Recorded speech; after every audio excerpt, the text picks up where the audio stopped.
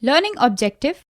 We shall learn about legality of laws, laws and dissent. Legality of laws. The Constitution is the ultimate source of power. No one is above the Constitution.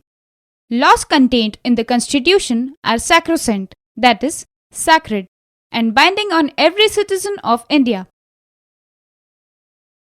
The Indian Constitution has provided for an independent and powerful judiciary that is responsible for defending the rights of the common man.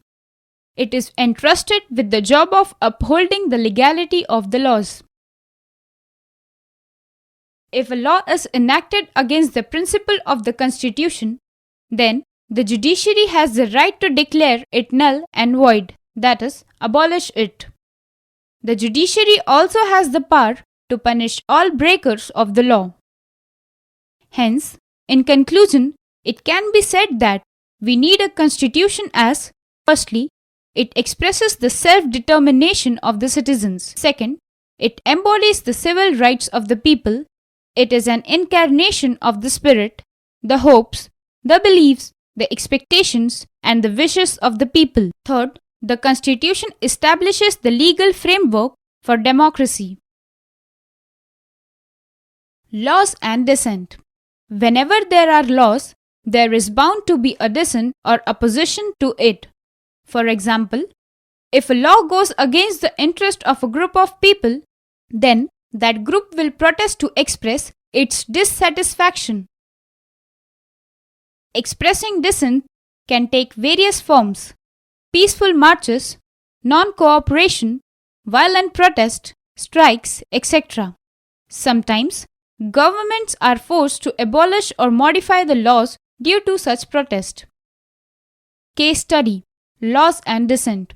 A peep into the past. Under the British rule, our freedom fighters resorted to various forms of protest.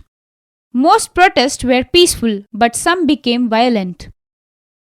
Bhagat Singh and his comrades protested against the Public Safety Ordinance Bill by throwing a bomb outside the Lahore Legislative Assembly and distributed pamphlets attacking the British government, that is, but no one was killed in the attack. Mahatma Gandhi was a firm believer in a non-violent forms of protest like non-cooperation and satyagraha. When the British prohibited Indians from making their own salt as a form of protest, Gandhiji marched with his followers from the Sabarmati ashram to Dandi in the coastal belt of Gujarat.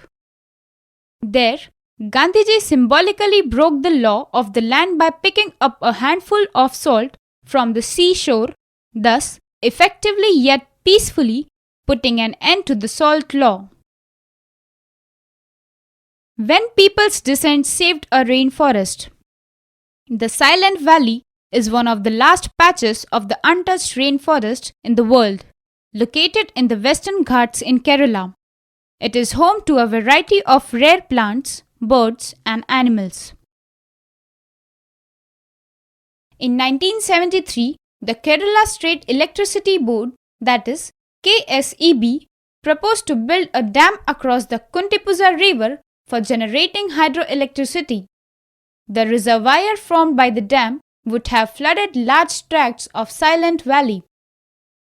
An NGO led by school teachers, the Kerala Sastra Sahitya Parishad, that is KSSP, roused public opinion on the need to save Silent Valley.